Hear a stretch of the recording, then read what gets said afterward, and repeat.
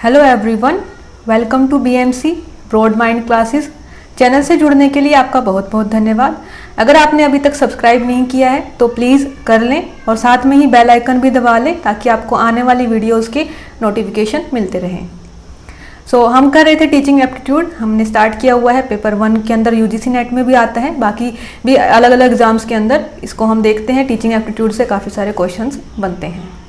तो कल मैंने क्वेश्चन दिया था आपको कि which of the following level of cognitive domain is about making use of previously learn material. मतलब आपने जो मटेरियल पहले से लर्न किया हुआ है, पहले से आपके पास लर्न मटेरियल है, उसका आप कहाँ पर यूज़ कर रहे हैं, उसका यूज़ कौन से लेवल के अंदर होता है। तो ये सारे के सारे कोग्निटिव के अलग अलग लेवल दे रखे हैं। इसमें आपको ये बताना था कि आप कौन से के अंदर अप्लाई करते हैं या फिर कौन से के अंदर अपनी नॉलेज को यूज़ करते हैं। तो ये किया था हमने एप्लीकेशन के अंदर।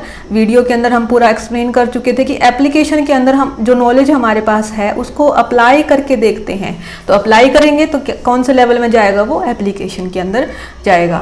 एनालाइज के अंदर हम उसको पार्ट्स के अंदर डिवाइड करके एनालाइज करते हैं। कॉम्प्रिहेंशन के अंदर समझना आता है, अंडरस्टैंडिंग है। और नॉलेज के अंदर सिंपली जो फर्स्ट लेवल था, लोअर लेवल है, ये इसके अंदर नॉलेज को लेना आता है। तो इसी नॉलेज को लिया है, समझा है, अप्लाई किया है। तो ये थर्ड लेवल था, अप्लाई। और अप्लाई ही क्या रहेगा आपका, option number C answer. Next है which one of the following is considered a sign of motivated teaching. तो ये आपका आज का क्वेश्चन है। इसमें आपको बताना है कि इनमें से किस ऑप्शन के अकॉर्डिंगली ऐसा फील होता है कि ये मोटिवेटेड टीचिंग है या फिर टीचिंग इफेक्टिव है। सिंपली कि जैसे कि फर्स्ट है स्टूडेंट आस्किंग क्वेश्चंस, नेक्स्ट है maximum attendance of the students, pin drop silence, class के अंदर बिल्कुल भी शोर नहीं है, बच्चे अपने नोट्स बना रहे हैं। तो इनमें से कौन सा एक ऐसा ऑप्शन है जिसके अंदर ऐसा लगता है कि जो टीचिंग है वो सही जा रही है, टीचिंग इफेक्टिव हो रही है। आज का टॉपिक है हमारा मेथड्स ऑफ टीचिंग। ये जो क्वेश्चन है इसका आंसर आप कमेंट बॉक्स में जरूर कर दें, ठीक है। तो आज का टॉपिक हम करते हैं स्टार्ट। मेथड्स ऑफ टीचिंग रहेगा कि अलग अलग मेथड्स रहते हैं टीचिंग के, उनको हम डिफाइन करेंगे आज की वीडियो में भी, और आगे आने वाली कल की वीडियो के अंदर भी हम इनको एक्सप्लेन करेंगे। मेथड ऑफ टीचिंग काफ़ी वाइड हैं और उनको हम एक वीडियो के अंदर कवर नहीं कर सकते थे क्योंकि वो बहुत बड़ी वीडियो हो जाती फिर, इसलिए हम उसको 2 पार्ट्स के अंदर करेंगे और कंप्लीट ओवरव्यू हो जाएगा, आपके पूरे मेथड्स कंप्लीट हो जाएंगे ताकि आपको आने वाले क्वेश्चंस के अंदर कोई भी दिक्कत ना आए। आपके पेपर में कोई भी क्वेश्चन अगर इनमें से आता है तो वो आप कवर कर पाएँ और बहुत इजी भी रहते हैं। तो इसलिए इसको हम कर लेंगे 1 बाय 1 करके। तो मेथड ऑफ टीचिंग वैसे होते क्या है, what is method of teaching. तो मेथड का मतलब होता है किसी चीज़ का हाउ बताना है कि कैसे हमें वो चीज़ करनी है। तो यहाँ पर टीचिंग कैसे करनी है ये बताते हैं जो चीज़ें, वो होते हैं मेथड्स। जैसे कि द वे और स्टाइल, जो भी आपका वे है या जो आपका स्टाइल है किस चीज़ का, जो आप कंटेंट को प्रेजेंट करने का आपका जो स्टाइल है वो आपका क्या कहलाता है, टीचिंग मेथड कहलाता है।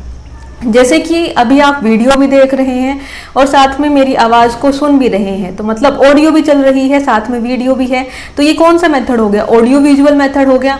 साथ में यहाँ पर सिर्फ मैं बोल रही हूँ, आप नहीं बोल रहे हैं, तो ये एक लेक्चर मेथड के अंदर भी आ जाता है। तो यही एक अलग अलग मेथड्स हैं जिसके अंदर आप क्लासरूम के अंदर किस तरह से अपना कंटेंट को प्रेजेंट कर रहे हैं, वो आपका वे या स्टाइल क्या कहलाता है, एक मेथड कहलाता है। तो यहाँ पर काफ़ी सारे डिफरेंट मेथड्स हैं टीचिंग के, जो आगे आने वाले स्लाइड्स के अंदर हम एक एक करके डिस्कस भी करेंगे। तो a teacher should use mixed approach. अगर टीचर यूज कर रहा है तो उसको मिक्स्ड अप्रोच यूज करनी चाहिए अपने मेथड को सिलेक्ट करते टाइम। जैसे कि यहाँ पर मैं आपको सिर्फ लेक्चर दे रही हूँ, लेकिन आपके पास एक ऑप्शन भी है कि आप कमेंट के अंदर अपने डाउट डाल सकते हैं, जो क्वेश्चन का आंसर है वो दे सकते हैं, आगे आने वाले कोई क्वेश्चन में कोई क्वेरीज हैं वो दे सकते हैं। तो इस तरह से ये क्या हो गया कि एक मेथड को अपना करके आप इफेक्टिव टीचिंग नहीं कर सकते हैं, आपको अलग अलग मेथड्स सेलेक्ट करने चाहिए। नेक्स्ट है good teaching is and main criteria of an effective teaching. वही कि गुड टीचिंग करना ही एक क्राइटेरिया है इफेक्टिव टीचिंग करने का। नेक्स्ट है हर एक इंडिविजुअल यूनिक है, ठीक है। जैसे कि किसी को इस पीपीटी में से समझ आ रहा होगा लेकिन सबको नहीं आएगा, किसी को कोई ऐसे भी स्टूडेंट होंगे जिनको इसमें से समझ नहीं आ रहा होगा, उनको किसी और मेथड से समझ में आएगा, या ऑनलाइन सबको समझ में नहीं आ रहा है, किसी को ऑफलाइन आएगा, किसी को ऑफलाइन नहीं आता है, ऑनलाइन आता है। तो इट्स डिपेंड, हर एक इंडिविजुअल क्या है, यूनिक है। काफ़ी सारे मेथड्स आएंगे तो उसके अंदर देखेंगे कि कितने सारे मेथड्स हैं, हर स्टूडेंट को कोई ना कोई अलग अलग पसंद आता है। तो यही कि हर एक स्टूडेंट अलग है, तो इसलिए टीचर की भी रिस्पॉन्सिबिलिटी बनती है कि वो क्लासरूम के अंदर अलग अलग मेथड्स के साथ और अलग अलग स्ट्रेटजीज के साथ टीचिंग को करे। The selection of the teaching method is depend किसके ऊपर करेगा, on the nature of task, कि आप क्या पढ़ाने वाले हो। जैसे कि हम यहाँ पर टीचिंग एप्टीट्यूड पढ़ रहे हैं जो कि थ्योरेटिकल पढ़ा जाता है, अगर वही चीज़ ये किसी प्रैक्टिकल वे के अंदर बढ़ानी होती तो यहाँ पर एक प्रेजेंटेशन की जगह आपके सामने एक वीडियो प्रेजेंटेशन हो रही होती, मतलब वीडियो चल रही होती, क्योंकि वो उसको समझाने का एक तरीका अलग हो जाता है। लेकिन यहाँ पर हमें थ्योरेटिकल पढ़ना है तो हम इसको इस तरीके से पढ़ रहे हैं। साथ में लर्निंग ऑब्जेक्टिव क्या है उसके बेसिस पर भी डिपेंड करता है, लर्नर्स की एबिलिटी के बेस के ऊपर भी डिपेंड करता है। जैसे कि आप सब लोग अगर यहाँ टीचिंग एग्जाम्स की तैयारी कर रहे हैं और इसलिए मेरी वीडियो देख रहे हैं तो ऑब्वियसली आपकी एबिलिटीज ज़्यादा हैं, छोटे बच्चों से बहुत ज़्यादा हैं, इसीलिए आप इस मेथड को समझ पा रहे हैं। अगर यही पीपीटी जो है, यही वीडियो जो है, अगर किसी छोटे बच्चे को दिखाई जाएगी तो वो नहीं समझ पाएगा। तो इसलिए उसको क्या समझ में आएगा, उसको ऑफलाइन चीज़ें ज़्यादा समझ में आएंगी, उसको वीडियोस ज़्यादा समझ में आएंगी।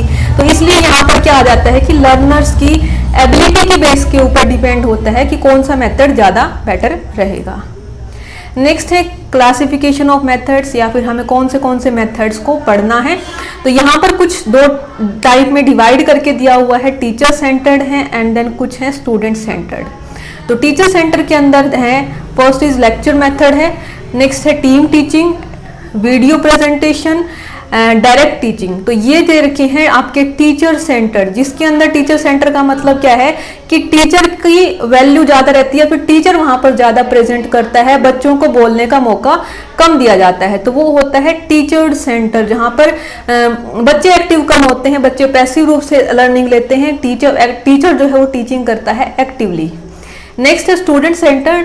स्टूडेंट सेंटर के अंदर क्या रहता है, जैसे कि असाइनमेंट है, प्रोजेक्ट वर्क है, इनके अंदर क्या होता है कि स्टूडेंट को काम दिया जाता है। यहाँ पर टीचर पैसिव रह करके काम करता है और स्टूडेंट एक्टिव रह करके काम करते हैं।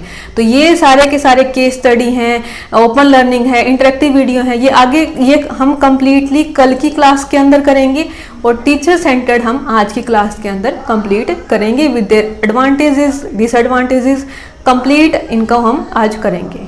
तो करते हैं अभी स्टार्ट हमारे फर्स्ट मेथड के साथ, जो कि है lecture method.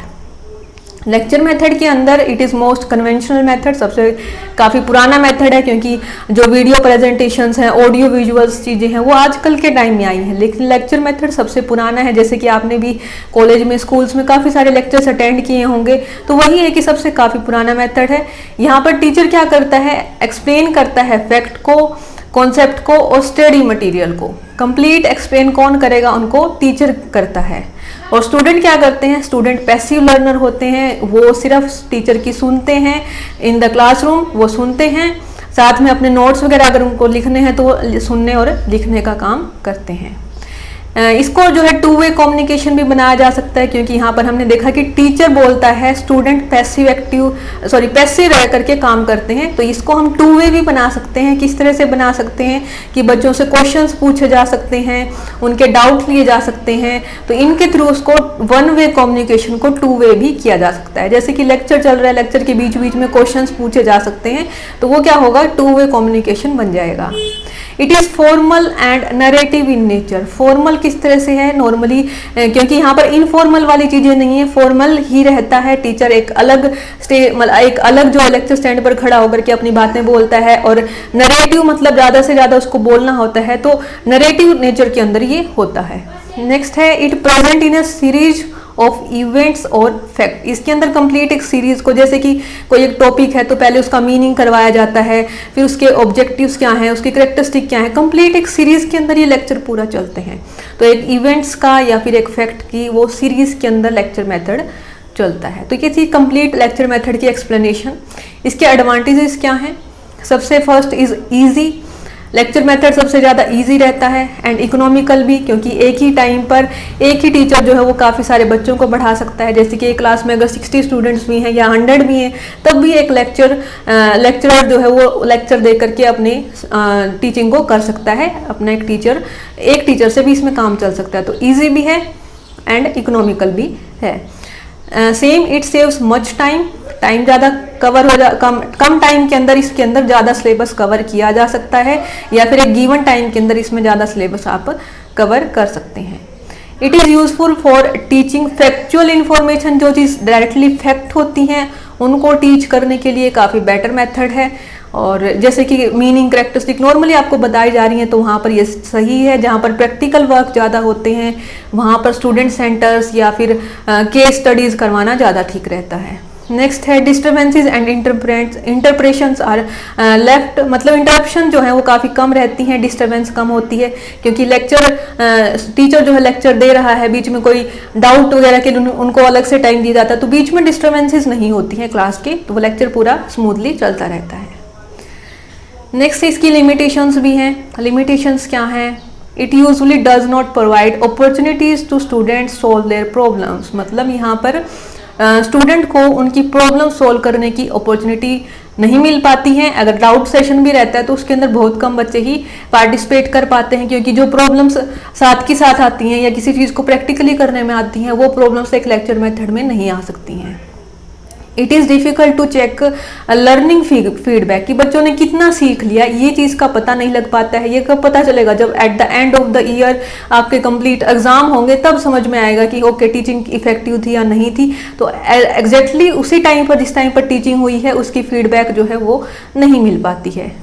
Next is it does not provide individual pace of learning, यहाँ पर पूरी क्लास को एक साथ लेकर के चला जाता है, इंडिविजुअली बच्चे ने क्या क्या सीखा है इस चीज़ के बारे में समझा नहीं जा सकता है। कि जैसे कि एक क्लास के अंदर अगर 100 स्टूडेंट्स हैं तो 100 को या तो ये हो सकता है कि कुछ को समझ आ गया, कुछ ऐसे ही बच्चे हों जिसको लेक्चर मेथड से नहीं समझ में आया हो, तो ये उन सबको एक इस चीज़ की जानकारी अलग से नहीं मिल पाएगी कि स्टूडेंट को क्या समझ में नहीं आया है इंडिविजुअली।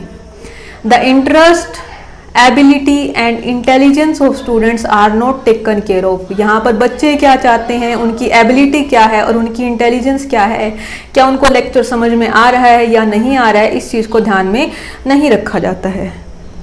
नेक्स्ट है student not take interest in long time, अगर लेक्चर बहुत बड़े बड़े होते हैं तो सेम वही जैसा आप लोग भी कॉलेजेस में किया होगा कभी कभार, कि अगर बहुत बड़ा लेक्चर है तो उसको बच्चे उसके अंदर इंटरेस्ट नहीं लेते हैं या फिर उसको क्लास को छोड़ भी देते हैं, तो ये चीज़ें इसकी लिमिटेशंस के अंदर आती हैं। नेक्स्ट है टीम टीचिंग। टीम टीचिंग एक नई इनोवेटिव अप्रोच है जिसके अंदर क्या किया जाता है कि क्लासरूम के अंदर, मतलब एक सिंपल क्लासरूम के अंदर 2 टीचर या फिर 3 टीचर, मतलब एक टीम होती है टीचर्स की जो आपको पढ़ाती है। जैसे कि इसके अंदर 2 और मोर टीचर्स इन्वॉल्व रहते हैं टीचिंग के अंदर, और वो आपकी इवेल्युएटिंग भी करते हैं बीच बीच के अंदर, और अपने and the learning experiences for a group of teaching. तो एक कंप्लीट क्लासरूम के अंदर एक टीम, टीचर्स की एक टीम आपको पढ़ाती है, और वो सब क्या करते हैं कि इससे क्या रहता है कि अलग अलग नॉलेज वाले टीचर्स को एक सेम टाइम पर लेकर के आया जा सकता है कि एक कॉन्सेप्ट को ये टीचर एक्सप्लेन करेंगे, उससे जुड़ी हुई दूसरी कॉन्सेप्ट को एक दूसरा टीचर एक्सप्लेन कर रहा है, उनकी इवेल्युएशन कर रहा है। तो इस तरह से कंप्लीट एक टीम एक क्लास के अंदर आकर के पढ़ाती है। इसके एडवांटेजेस क्या रहते हैं कि sharing the best faculty by more student, की स्टूडेंट्स जो हैं एक टाइम पर ही उनको बेस्ट फैकल्टीज एक टाइम पर अवेलेबल हो जाती हैं, उनकी नॉलेज ज़्यादा अच्छे से बढ़ती है। नेक्स्ट है अलग अलग टीचिंग टेक्निक्स को यहाँ पर यूज़ किया जा सकता है। जैसे कि काफ़ी सारी टेक्निक होती हैं जिसमें एक टीचर कंप्लीट क्लास को हैंडल नहीं कर सकता है, तो यहाँ पर एक कंप्लीट टीम होती है 2 या 3 टीचर्स की according to the strength of students. तो यहाँ पर क्या किया जा सकता है, अलग अलग टेक्निक को भी यूज़ किया जा सकता है। नेक्स्ट है लिमिटेशंस क्या रहेंगी। सबसे जैसे कि टीम टीचिंग है तो आपको टीचर्स ज़्यादा चाहिए, टीचर्स की ज़्यादा की ज़रूरत पड़ेगी, और टीचर्स भी कौन से होंगे जो एक इस मेथड के अंदर थोड़े एक्सपर्ट रहेंगे, जिनको पता है कि एक कंप्लीट प्लानिंग के साथ उनको आना पड़ेगा कि कौन सी कॉन्सेप्ट कौन करने वाला है, कौन सी कॉन्सेप्ट को कौन समझाएगा। तो एक कंप्लीट प्लानिंग की भी बहुत ज़्यादा ज़रूरत पड़ेगी। तो प्लानिंग एंड एग्जीक्यूटिंग में टाइम काफ़ी लगेगा, और हर एक सब्जेक्ट को इस मेथड से नहीं पढ़ाया जा सकता है। नेक्स्ट है हमारा video presentation. Video presentation simply जैसे आपको पता है कि वीडियो आपको दिखाई जाएगी, तो ये एक नया वर्जन है। जिस पहले जैसे रेडियो या ऑडियो टेप के अकॉर्डिंगली हम पढ़ते थे, रेडियो के अंदर भी काफ़ी सारी चीज़ें पढ़ाई की आती थी, तो वही चीज़ था कि वो सिर्फ ऑडियो प्रेजेंटेशन होती थी, लेकिन अब क्या है कि उसको वीडियो प्रेजेंटेशन में आप देखते हैं। जैसे कि कोई ज्योग्राफी की कोई चीज़ है या हिस्टोरिकल कोई चीज़ है, उसकी आपको एक वीडियो प्रेजेंटेशन दिखाई जाती है, चाहे उसके अंदर ऑडियो हो या ना हो, लेकिन आपको एक वीडियो प्रेजेंट की जा रही है। ऑडियो से रिलेटेड नहीं है यहाँ पर, ओनली वीडियो आपको प्रेजेंट की जाएगी। It can virtually bring the whole world, जैसे कि हमारे पास भी आप हर पूरी दुनिया के अंदर नहीं घूमे हैं, लेकिन फिर भी आपने वीडियोस के अंदर जो है काफ़ी कुछ देख रखा होगा।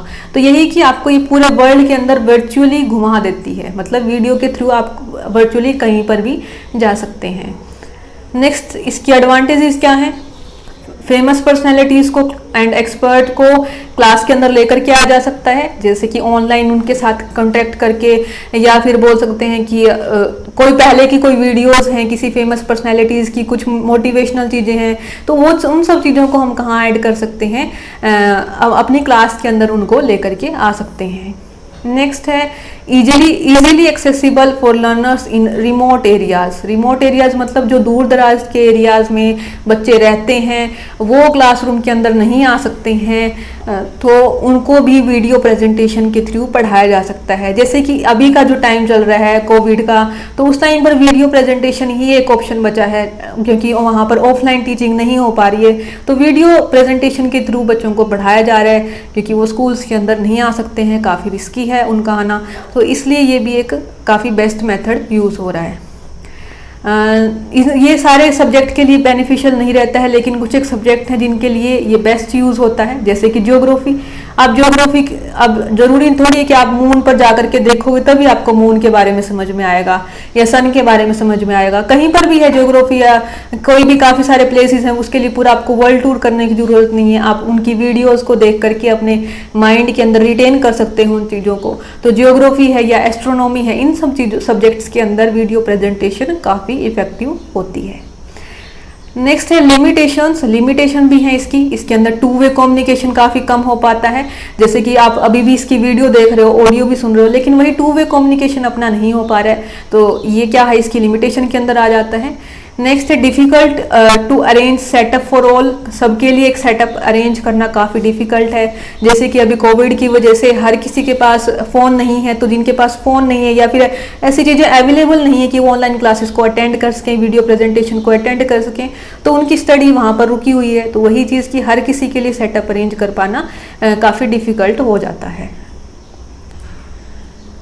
नेक्स्ट है हमारी direct teaching and dialogic teaching. इसके अंदर क्या है कि एक डायलॉग के बेसिस के ऊपर डेवलप की गई थी, जिसको डेवलप किया था रॉबिन अलेक्जेंडर ने।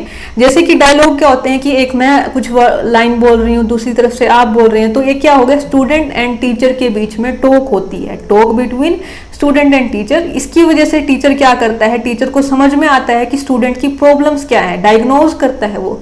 डायग्नोज मतलब उसको समझना है कि स्टूडेंट की नीड्स क्या हैं, क्या उनकी प्रॉब्लम्स हैं, और उनके बेसिस पर लर्निंग टास्क को फ्रेम किया जाता है। फ्रेम मतलब कि उनको बनाया जाता है कि हमारी आज की लेसन की प्लानिंग क्या रहेगी, उससे पहले स्टूडेंट की उनसे बात करके उनकी प्रॉब्लम्स को, उनकी नीड्स को समझा जाता है।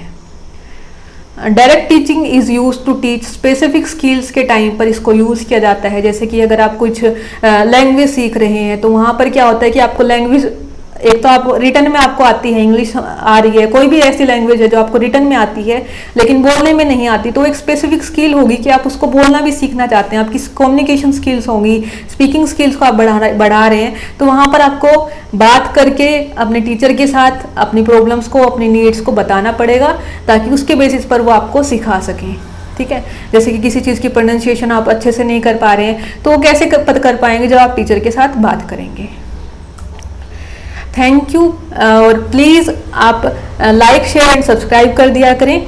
और इसके क्लास की आपको अगर पीडीएफ चाहिए तो डिस्क्रिप्शन के अंदर टेलीग्राम का लिंक भी गिवन है, आप वहाँ से ज्वाइन कर सकते हैं। And thank you.